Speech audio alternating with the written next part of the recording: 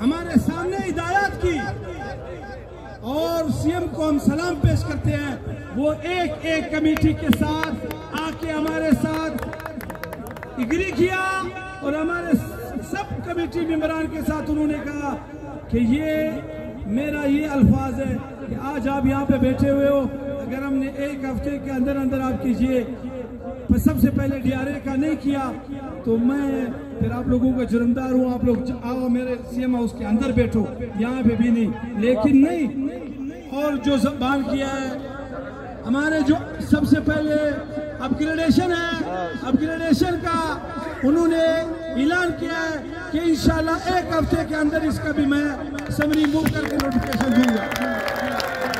और इसके अलावा जो पे हमला किया गया है, इंशाल्लाह आज गवर्नमेंट अपने प्रेस रिलीज अपना सरकारी ऐलान भी जारी करेगा।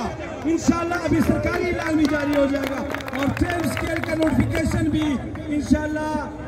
जो हेल्थ इंश्योरेंस थे हमारे मुतालबात से ज्यादा हेल्थ अलायंस था, ये हमारे साथ माने गए हैं और अभी भी इंशाल्लाह हमारी कमेटी के साथ दोबारा मीटिंग है। सीएम ने चीफ सेक्रेटरी को कहा कि आप 24 घंटे इनके साथ बैठे और डॉक्यूमेंट समरिया बना के मेरे टेबल पे लाए।